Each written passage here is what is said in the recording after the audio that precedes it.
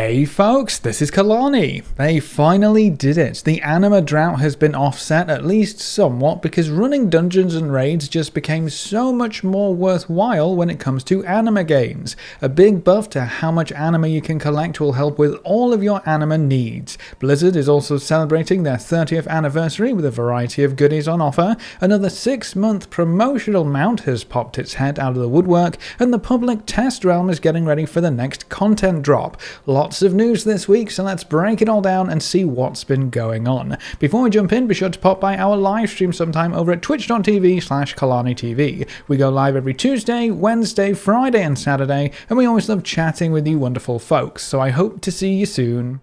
Alright, first up on this week's news, a big buff to some Anima sources to help you, actually collect some Anima once in a while so you can work towards some of those crazy Anima priced goodies from your Covenant. Whether you're interested in the transmog, the pets, the toys, the mounts, or just upgrading your sanctum, you're going to need a boatload of Anima. Getting 35 Anima from a raid boss or from a full dungeon run doesn't really feel rewarding, and it certainly takes a long time for it to start adding up. Thankfully, the dev team seems to agree, because with the next weekly reset, which is February 9th for the North American realms and February 10th for the European realms, the Anima rewards from both Mythic Plus dungeons and from raid bosses has been increased quite significantly. For Mythic Plus dungeons, the reward will stay the same at a piddly 35 Anima until you get to a +7 key, which is pretty lame, but for +7 to +9 keys, you'll get 2 Anima items for 70 Anima total, and for keys +10 and above, you'll get 3 Anima items for 105 Anima total. 3 times as much Anima for a +10 key or above will definitely add up faster, though I think they could have pushed this a bit higher overall. For the new raid values, the first 8 bosses in Castle Nathria will now drop 3 Anima items for a total of 105 Anima per boss, while the last 2 bosses will drop 5 Anima items each for a total of 175 Anima per boss. This brings a full raid clear up to 1,190 Anima total, which is definitely way better than where it was originally. This also means that if you do nothing else in the week except clear the raid, you're guaranteed to complete that 1k Anima weekly quest, which should free up some time to do some other things. The raid buff is definitely way better than the dungeon buff, but at this point, any extra Anima is going to be nice. Working towards all of those Anima items is going to be much faster in general, as long as you're running some dungeons and clearing through the raid. One thing worth noting is that these Anima changes have come right after the dev team mentioned making dungeons and raids more satisfying in terms of loot, or rather more satisfying when you don't get the loot you want. I really hope these Anima buffs are not what they had in mind, because that would be incredibly disappointing. So hopefully we have even more changes to look forward to which are directly related to loot. I guess we'll just have to wait and see what BlizzConline brings us. In other news, yet another 6-month promotion offer has made its way into the game. I feel like it was just yesterday that the Steam Scale Incinerator was the latest and greatest mount that could be picked up for free, providing, of course, you lock yourself into that 6-month sub. Well, it wasn't yesterday, it was actually about 6 months ago, which is obviously completely unrelated, I'm sure. But if you have a 6-month sub right now, or sign up for one, you can get yet another mount. To celebrate the Year of the Ox, you'll be rewarded with the Lucky Yun mount, a golden ox that follows the same kind of theme as most of the other Chinese New Year mounts. This one does look a little unbalanced and goofy in my opinion, but it's a cool mount overall. Of course, it has an awesome mount special, because the only mounts with cool mount specials are the ones you can't get in-game, but at least this is another 6-month promo mount and not a straight-up store mount. That's a bit better in my books, because a 6-month sub actually saves you money in the long run, providing you are going to play for the entire time, but I'm not sure this mount is actually worth it as a focal point for getting a 6-month sub at this point. It's definitely not Squeakers or the Sylvarian Dreamer, that's for sure. Another cool mount is always a welcome addition to my mount tab though. That's not the only new mount you can pick up right now though. To celebrate Blizzard's 30th anniversary, you can also find special bundles in the Battle.net store, which includes a new Frosty Bear mount for WoW. Because this is a Blizzard event and not just a World of Warcraft event, the bundle does contain goodies for the main roster of Battle.net games: World of Warcraft, Heroes of the Storm, Overwatch, Hearthstone, StarCraft, and Diablo. That means the more Blizzard games you play, the better deal you're going to get if you want to purchase one of these bundles. So let's break down the actual value if you're going to get these bundles versus what games you play, especially World of Warcraft. That might help you make a better, educated decision on whether or not you want to fork over some extra bucks to Blizzard this month. There are 3 different packs: a $20 Essentials pack, a $40 Heroic pack, and a $60 Epic pack. Let's start with the cheapest pack and start adding everything up. The Essentials pack includes a coupon for 15% off a purchase at the Blizzard Gear store. That's kind of worth whatever you want depending on what you buy, so we won't really include that in the grand total.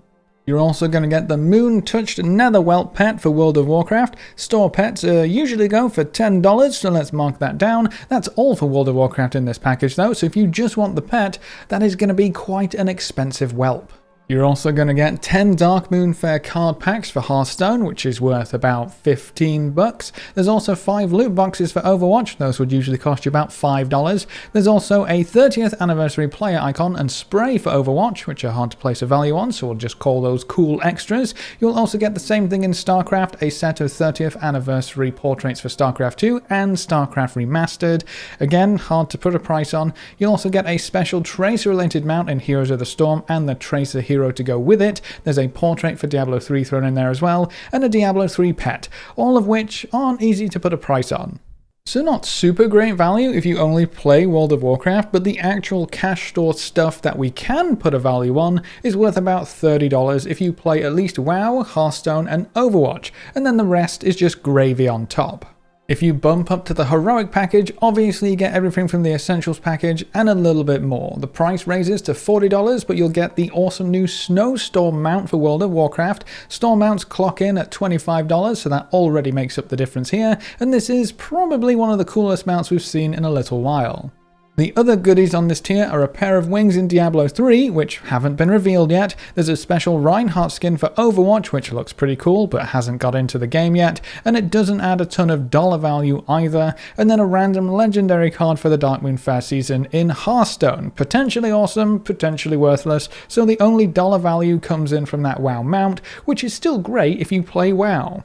There is one tier higher though, the Epic pack. For $60 you'll get 30 days of World of Warcraft game time, which is worth the same $15 it always has been, which brings the grand total up to $50 for World of Warcraft goodies. That is of course assuming that the pet and mount will become available later on in the regular store, which is by no means a guarantee. If they are put into the store later, you could save some buckaroos by waiting, but they might never come back at all. If you want these mounts, you should probably pick up the appropriate bundle. The $40 bundle seems to be the most cost effective, giving you 35 bucks of goodies straight up with some cool extras. If you play Hearthstone or Overwatch, the $60 bundle will probably end up being more worthwhile, but of course it's completely up to you. At the Epic pack level you get 5 golden card packs for Hearthstone, 3 golden loot boxes for Overwatch, and a special Diablo 3 transmog set. The golden boxes and packs means guaranteed legendaries, which is definitely quite shiny if you actually play those games. Now you may be wondering if the pet and mount are worth looking into at all. I've got you covered. I picked up the Epic pack for science, and because, you know, cool mounts and stuff, so let's take a quick look-see. The Snowstorm Mount is pretty awesome in my opinion. It's the new Blizzard bear with icicles all over it and 2 satchels full of snowballs on the back. If you run around, you have a chance to drop snow patches on the floor, which can be looted for, you guessed it, snowballs. We now have an unlimited supply of snowballs, so expect to see lots and lots of them thrown around. The mount special on this guy is also fantastic, and it continues the trend of store/bought mounts having the cooler animations, but I can't say I'm too mad with this one. It's one of the best mount animations they've done in a long time. I'd say this mount is totally worth picking up. It is quite a special one.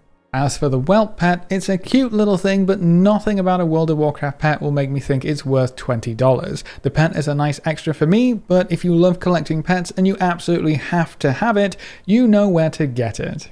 And that's pretty much everything broken down. How do you feel about a Blizzard Celebration package that has absolutely everything locked behind a paywall? Do you think these packs are worth it at each level, or do they just not offer enough to justify the price tag? Let me know what you think in the comments section below. It's not just new store-ish mounts to look forward to though, our first content dump might be just around the corner. With BlizzConline at the end of this month, it should come as no surprise that the PTR is starting to ramp up slowly but surely. Patch 9.0.5 was pushed to the vendor servers, which doesn't mean too much as of right now, but it does mean that the PTR for patch 9.0.5 should become available for testing within the next few weeks. Vendor builds are typically pushed just before a content announcement, which would typically point towards Blizzard talking about it very soon, but with BlizzConline being so close, I would assume any and all announcements will be held for the big event. Hopefully this means the PTR will be ready to go just after BlizzConline finishes, so we'll get our first glimpse of where the Shadowlands is headed after our initial incursion into this new land. It is interesting that this patch has been flagged as 9.0.5 though. Typically we go straight to a 0.1 patch from an expansion launch, so I'm curious to see what kind of content we will see in this 0.5 patch. Through the last few expansions, 0.5 patches have typically been smaller, focusing on either story plot points, additional cosmetic rewards and options, or evergreen system updates. This means we could see anything from more character customization options, new heritage armor sets, system catch-ups for things like Anima or Soul Ash, additional content for the Maw Zone, a new expansion added into the Time Walking system, the return of the Brawlers Guild, or even a new mini zone with some extra activities. Honestly, it could be anything, and with it coming right after BlizzConline, I would expect this patch to be kind of big, even if it is marked as a 0.5 patch. So keep your eyes peeled and your ears open for more PTR patch news going forward. Who knows where the Shadowlands will take us? And then to round out this video, some more changes have been made to the adventure table which might help you get out of a bit of a pickle. Many players, especially Night Fae players, shock horror, found that if you progress far enough through the adventure table, you stop seeing missions that allow you to level up new recruits easily. That obviously is not ideal, considering we still have followers to collect as we level up through the renowned system. We don't have them all yet, so Blizzard has taken another look at what missions should be on offer, and they've made sure that no matter how far you progress, the lower level missions, and especially experience reward missions, will continue to show up to give you a few options about how to proceed with your Covenant missions and leveling up new followers. Remember that we also just saw some massive buffs to both the Kyrian Covenant and the Venthyr Covenant in relation to their table, so if you've totally given up on the mission table recently, either because you were one of the Covenants that was struggling or because you got to a point where leveling up any new followers was incredibly frustrating, you might want to give the system another poke. Hopefully most of the issues have been ironed out at this point. But that's it for this video. Lots of news to go around and we haven't even got to BlizzConline yet. What do you think about the 30th anniversary bundles? Are you going to buy any of them, and which reward are you focused on the most? What do you think patch 9.0.5 will include, and what kinds of changes would you like to see implemented? Leave all your thoughts in the comment section below. If you want to come chat, hang out, maybe run a couple dungeons with us, you can find us over at twitch.tv/KalaniTV. We stream every Tuesday, Wednesday, Friday and Saturday, and watching the stream and come to say hi is one of the best ways you can support the channel right now. And if you ever wanted to be included in the long list of names at the end of every video, a subscription on Twitch is the easiest way to make that happen. A big thank you to everyone who subscribed on Twitch already, and to our supporters over on Patreon. You can see their names floating by on screen. If you want to join these lovely guys and gals, well, now you know how. Remember to leave a like just below the video before you leave, and if you want to see more, make sure to subscribe. But apart from that, thanks for watching folks, good luck and have fun, and as always, I will see you next time.